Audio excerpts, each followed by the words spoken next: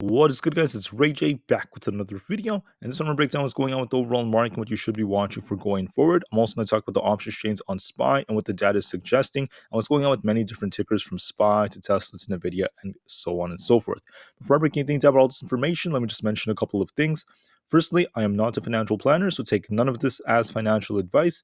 And also, if you guys can, please check out the Webull link, which is down below in the description. If you sign up for Webull and deposit any amount of money into the account, you are guaranteed up to 12 free stocks.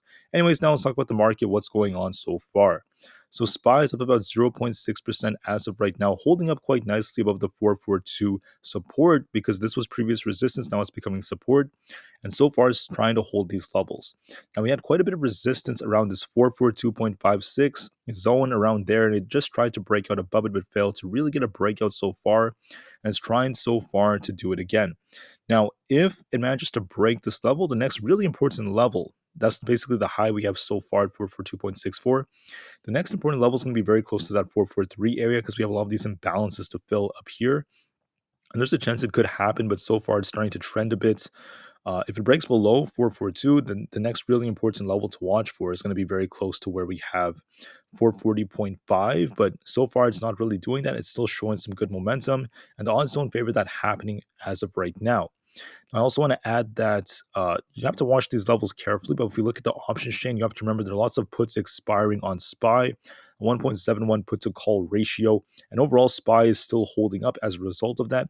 And then looking at more specific data about the options, you will notice that looking at the open interest on SPY right here, we saw an increase by a long shot of the 442 open interest. So we saw this big change on it, and we saw a lot of interest in this particular position. Now, to add on to this, you could also look at the 442, not 442, 444 area has some interest as well. If we do get some kind of pump, if it breaks above 443, there's a chance it may try to trigger that area, but it looks a little less likely seeing how we're holding up right now and getting hit by resistance. But the most important level right now in the options chain is around 442, as we saw this very big increase, one of the biggest increases in the open interest for that level.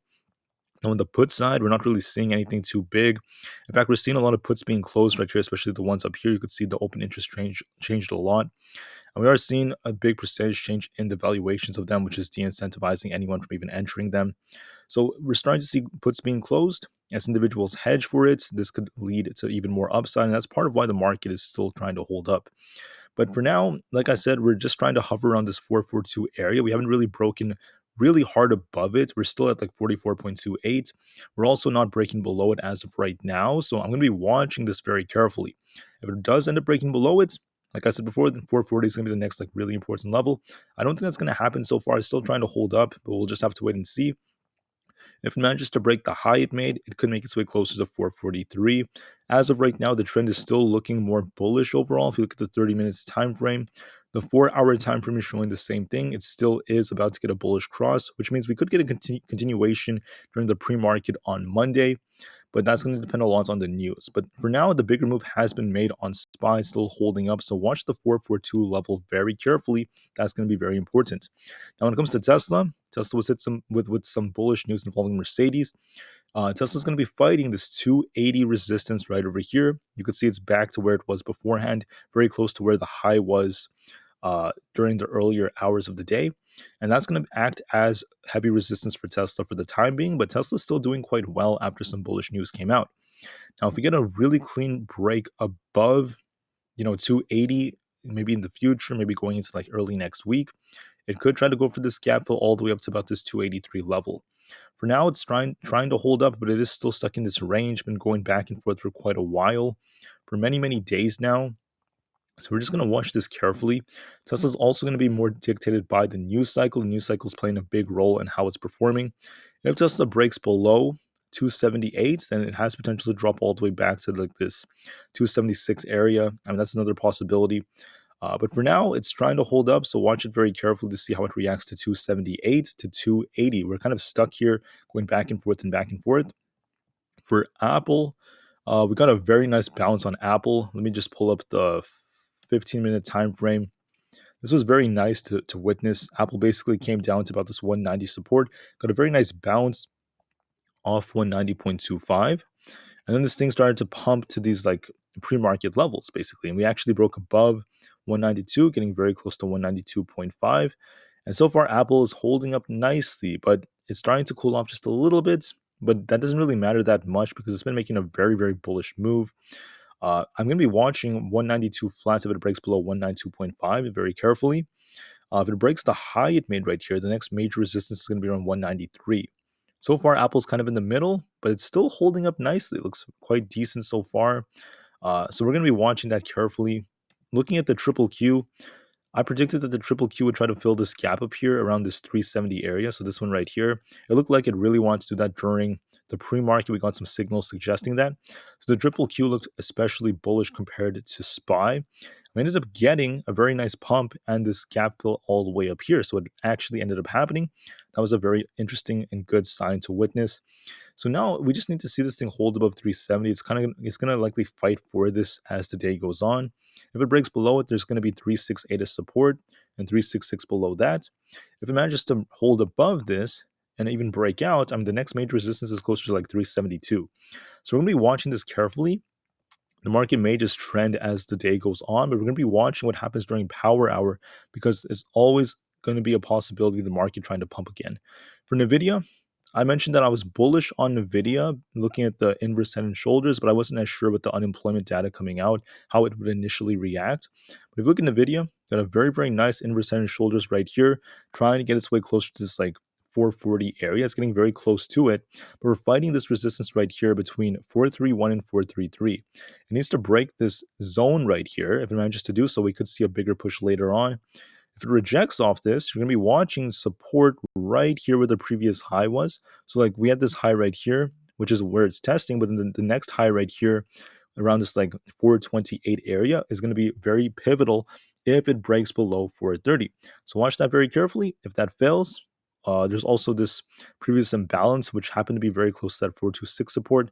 That's another support for it. And then below that comes 425, 421, and etc. And then below 420, we're going to be watching for like 416. So watch these levels very carefully. Those are very important. Microsoft is still doing well. It's still actually above 340. That's a decent sign. But it's also stuck in a channel for the time being. So if Microsoft ends up getting a break above the previous high it made, it has some resistance at 343. That's the next important level. If it breaks that, 345 could come later on in the future. So far, it's cooling off just a little bit. So watch support around this 340.8 area to 341. Then we have 340.25, 340 flats, and then 338. For now, it's holding up. Not looking too bad. AMD is looking quite nice so far. We got a very nice push to about 115 again. This had a very nice looking structure. We had this imbalance up here. I talked about this yesterday. We haven't really met this yet.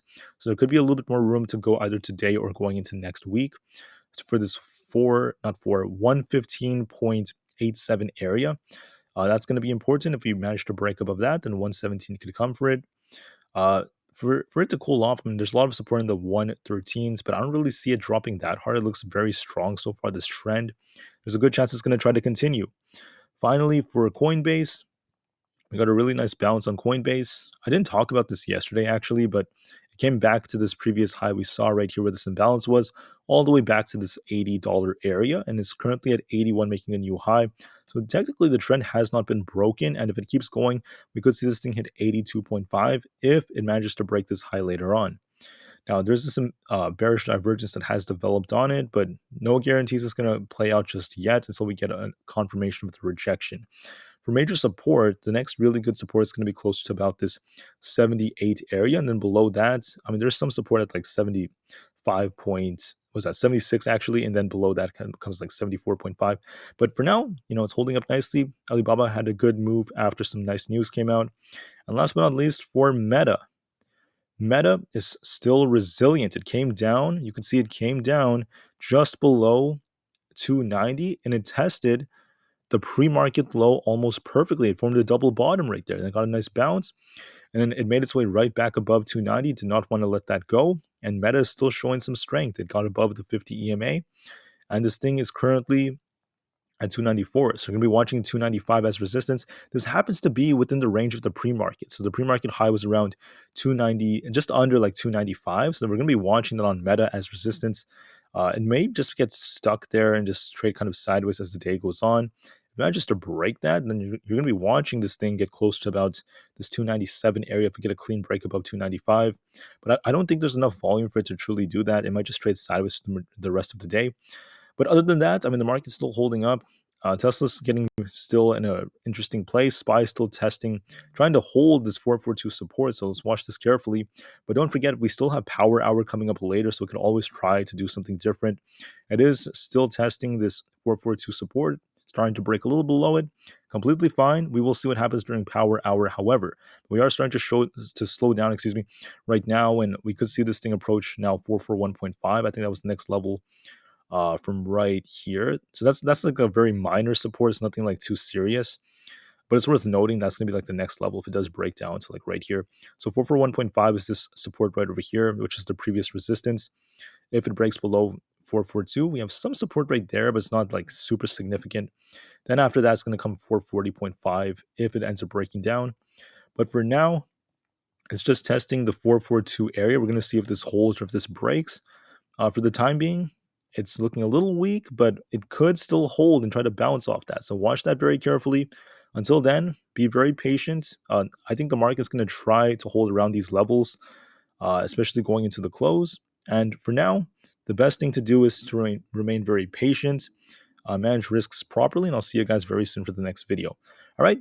Thank you for listening. Have a great day, everyone. Enjoy your Friday. The market's about to close in just a couple of hours, and peace